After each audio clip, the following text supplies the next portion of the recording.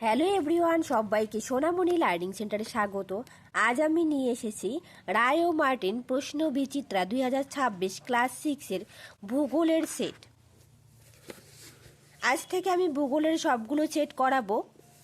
তোমরা অবশ্যই ভিডিওটা প্রথম থেকে শেষ পর্যন্ত দেখবে। দেখো, প্রথম পর্যায়ক্রমিক মূল্যায়নে তোমাদের কি কি থাকবে সিলেবাসে। পর্যায়ক্রমিক মূল্যায়নের প্রশ্ন কাঠামো ও নম্বর বিভাজনটা একটু দেখে নাও। দেখো কি কি থাকবে সিলেবাসে। আকাশ ভরা সূর্য তারা, পৃথিবী কি গোল, তুমি কোথায় আছো, পৃথিবীর আবর্তন, ভারতের সাধারণ পরিচয়, ভারতের ভূপ্রকৃতি ও নদ নদী। এই বিষয়গুলির উপর তোমাদের এবার 30 নম্বরের পরীক্ষা হবে প্রথম পর্যায়ক্রমিক মূল্যায়নে। তাহলে চলো কথা না বাড়িয়ে শুরু করা যাক আজকের প্রথম মডেল সেট আরামবাগ হাই স্কুলের যে প্রশ্নপত্র রয়েছে সেগুলো। দেখো, একের দাগে বলেছে বিকল্প উত্তরগুলির মধ্য থেকে সঠিক উত্তরটি বেছে নিয়ে লেখো যে কোনো 6টি। 1 নম্বর প্রশ্ন, উত্তর আকাশে 7টি উজ্জ্বল তারা আমরা যাকে বলি। সঠিক উত্তর হবে অপশন বি, সপ্তর্ষি মণ্ডল। পরের প্রশ্ন দিয়ে দেখ, লাল গ্রহ বলা হয়। সঠিক উত্তরটি হবে অপশন এ, মঙ্গল গ্রহকে লাল গ্রহ বলা হয়। এরই সঙ্গে মনে রাখবে পৃথিবীকে বলা হয় নীল গ্রহ। ঠিক আছে। পরের প্রশ্ন দেখো, 3 দাগ, ভারতের মহাকাশ গবেষণা কেন্দ্র বিষয়ক সংস্থাটি হলো। সঠিক উত্তরটি হবে অপশন সি, ইসরো। এই ইসরোর ফুল ফর্ম অবশ্যই তোমরা পড়বে, পরীক্ষায় এটা আসবে। পরের প্রশ্ন দেখো, 4 দাগ, পৃথিবীর গড় ব্যাসার্ধ। সঠিক উত্তর হবে 6400 কিলোমিটার। কত? 6400 কিলোমিটার। পরের প্রশ্ন দেখো, 5 দাগ, মাউন্ট এভারেস্টের উচ্চতা। সঠিক উত্তরটি হবে অপশন বি, 8848 মিটার মাউন্ট এভারেস্টের উচ্চতা। পৃথিবীর সর্বোচ্চ শৃঙ্গের নাম কি? Mount Everest. আর যদি বলে ভারতের সর্বোচ্চ শৃঙ্গের নাম কি, তাহলে হবে কেটু বা গডউইন অস্টিন।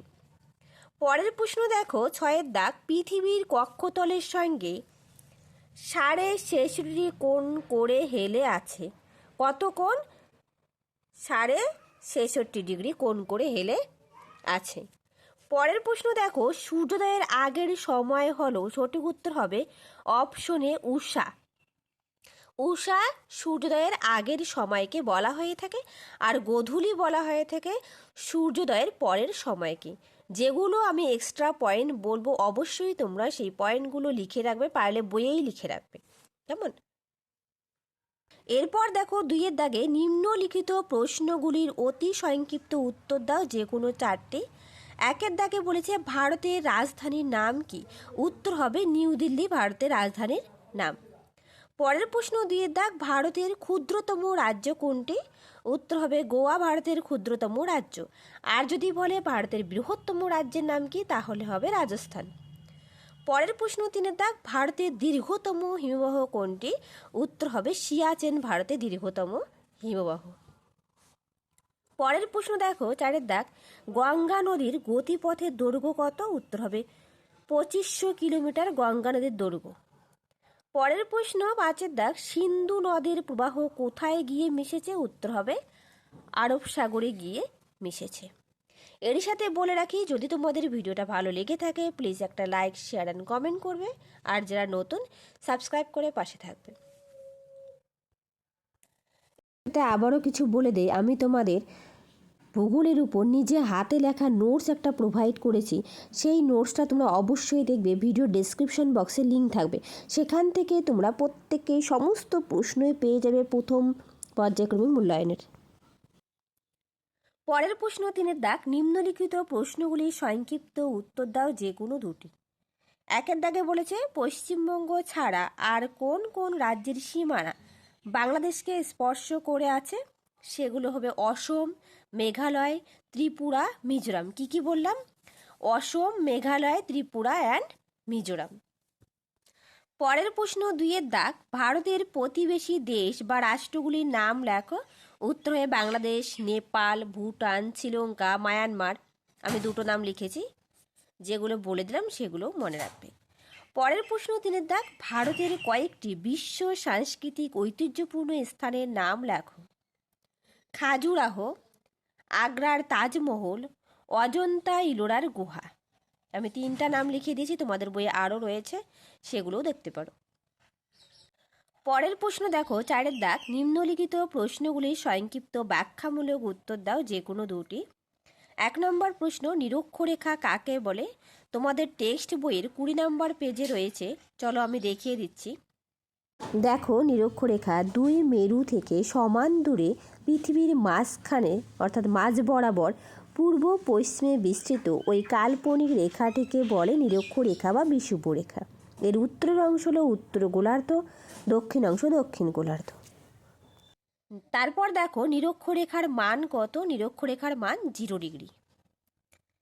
পরের প্রশ্ন দেখো, মূল দ্রাঘিমা রেখা বা মূল মধ্য রেখা বলতে কি বুঝো? এটিও তোমাদের টেক্সট বইয়ের 22 নম্বর পেজে রয়েছে এবং এর মান কত? এর মান 0 ডিগ্রি। চলো আমি উত্তরটা দেখিয়ে দিচ্ছি। দেখো উত্তর, দ্রাঘিমা রেখাগুলো প্রত্যেকটাই একই দৈর্ঘ্যের আর প্রত্যেকটাই অর্ধেকবৃত্ত।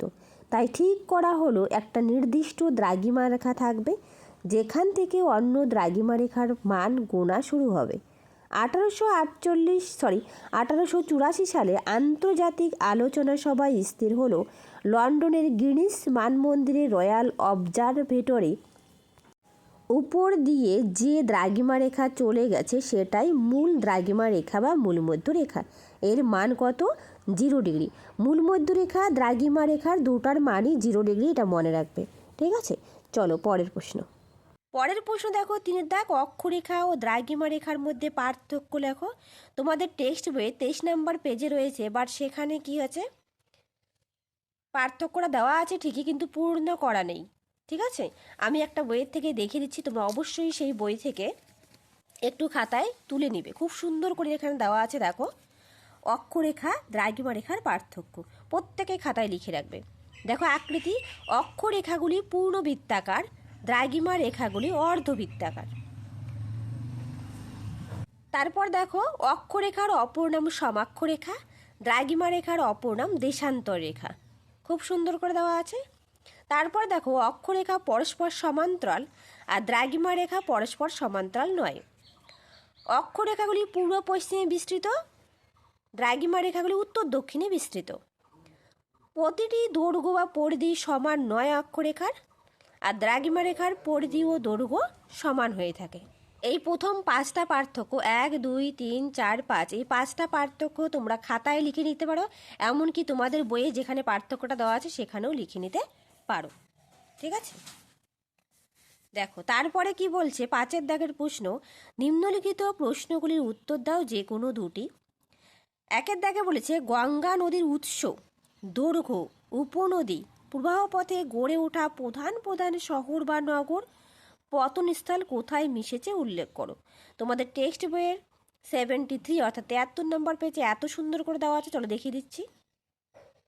দেখো উত্তর, গঙ্গা নদী গঙ্গোত্রী হিমবাহের গোমুখ তুষার গুহা থেকে উৎপন্ন, প্রথম অবস্থায় এর নাম ভাগীরথী। তারপর দেখো বলেছে দৈর্ঘ্য কত? 2500 কিলোমিটার দৈর্ঘ্য। তারপর দেখো উপনদী বলেছে যমুনা, সোন, গোমতী, গণ্ডক, কোশি ইত্যাদি হচ্ছে গঙ্গার উপনদী। তারপর দেখো প্রবাহপথে গড়ে ওঠা প্রধান প্রধান শহর ও নগর, যেগুলো হচ্ছে দেখো প্রধান প্রধান শহর হরিদ্বার, কানপুর, এলাহাবাদ, বারাণসী, পাটনা এবং কলকাতা। দেখো তারপর বলছে পতনস্থল দেখো তোমাদের 4 নম্বর পয়েন্ট, প্রধান শাখাটি পদ্মা নামে বাংলাদেশে এবং অপরটি ভাগীরথী হুগলি নামে পশ্চিমবঙ্গের উপর দিয়ে প্রবাহিত হয়ে বঙ্গোপসাগরে মিশেছে। এই পরীক্ষায় এটা আসার খুবই সম্ভাবনা রয়েছে, গঙ্গা নদীর প্রবাহপথ খুব ভালো করে পড়বে। পরের প্রশ্ন 2 দাগ, ভারতের উত্তরের নদীগঠিত সমভূমি অঞ্চল সম্পর্কে যা জানো লেখো। দেখো তোমাদের টেক্সট বইয়ের 72 নম্বর পেজে খুব সুন্দর করে দেওয়া আছে, উত্তরে নদীগঠিত সমভূমি অঞ্চল পয়েন্ট করবে। উত্তরের হিমালয় পার্বত্য অঞ্চল ও দক্ষিণে উপদ্বীপীয় মালভূমি অঞ্চলের মাঝখানে এই সমভূমি অঞ্চল অবস্থিত, যার গড় উচ্চতা কত? 300 মিটার।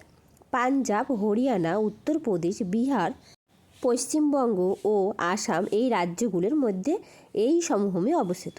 সিন্ধু, গঙ্গা ও ব্রহ্মপুত্র এই সমভূমি অঞ্চলের প্রধান নদ নদী। এই নদীগুলি হিমালয়ের পার্বত্য অঞ্চল থেকে নুড়ি, কাকর, পলি বয়ে এনে এই সমভূমি সৃষ্টি করেছে। এই নদীগুলিত সমভূমি অঞ্চলের মাটি খুবই উর্বর, তাই চাষবাস খুব ভালো হয়। সমতল ভূমি হওয়ায় যাতায়াত ব্যবস্থা ভালো, সেই কারণে এই অঞ্চলে প্রচুর মানুষ বসবাস করে।